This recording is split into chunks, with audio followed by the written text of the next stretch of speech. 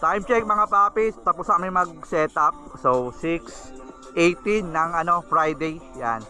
Long weekend mga papi. Ikutan natin yung setup namin, yung mga ibang kasamahan natin. Nagko-cooking na. Edi mamaya tayo tutulong, vlogging muna tayo. Vlogging trip muna tayo. Yung isa nagpapalipad na ng drone, no. Ito. Nag-ano siya? FPV. Yan. Yan. Ito yung area namin. Ikutan natin.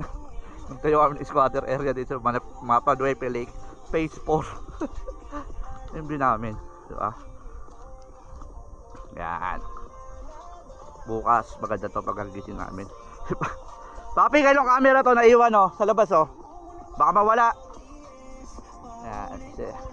Tayo kami ng squatter area sa Mapaduepe Lake. Lakas ang ulan dito, ngayon lang tumigil.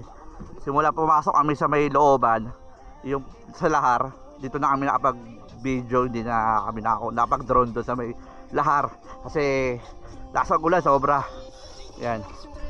So yung iba nakabihis na, nakapagpalit na, yung iba hindi pa. Yun. Peace.